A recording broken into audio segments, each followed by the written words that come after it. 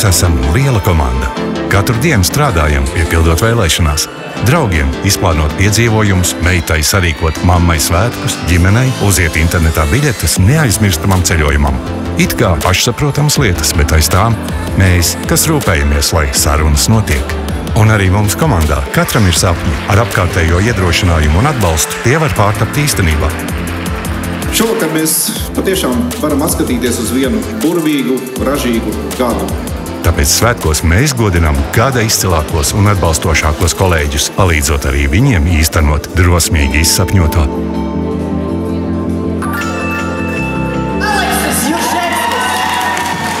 Būt elastīgam lēmumos un darbībās – tā ir vērtība, kas raksturīga mūsējiem. Aleksis ir to apliecinājis un tagad ir soli tuvāk sapnim vadīt motociklu.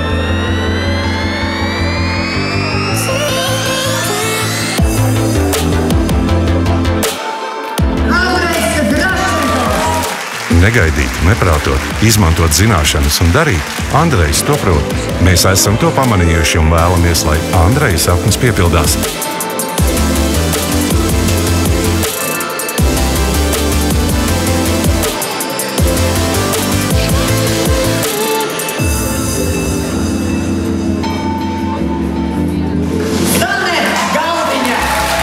Ieguldīt gudri, sevī, citos, uzņēmumā, izaugsmē.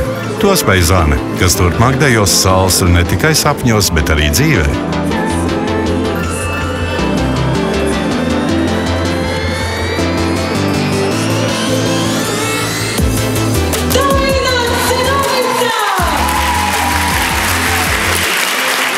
Būt atvērtam un godīgam – tā ir īpašība, kuru vērtējam augstu.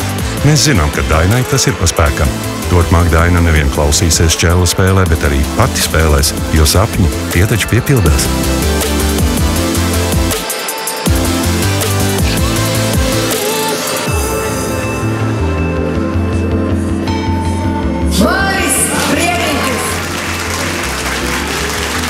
Uzstādīt augstus mērķus, bet sasniegt vēl augstākus – tas ir Māris, kas sapņoja par nokļūšanu uz žurnāla vāka, taču nonāks TV ekrānos. Tas ir viens varants sapnis, kas piepildās ar uzviju.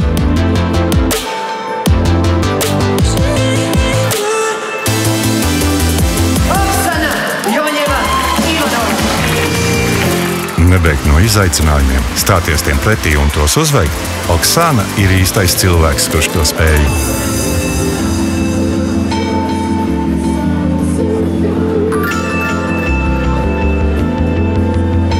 Igors Vangada. Būt labākajam nezinot, ka esi labākais. Sapņot nenojaušot, kas ir iespējams. Igors. Igors dosies uz Tadžikistānu, vietu pasaules kartē, kur viņa ceļš pretī sapņiem tikai sākas. Būt drosmīgam – tas ir rīkoties. Ieguldīt sevi un citos, būt atvērtam un godīgam. Mērķi augstu un nepadodies pie grūtībām, jo tu nekad nezini, kad tava vēlēšanās piepildīsies. Iespējams, kāds to jau ir sadzirdējis un pavisam drīz tā taps par īstenību. Mēs tevi dzirdam. Mēs esam Teletīvi.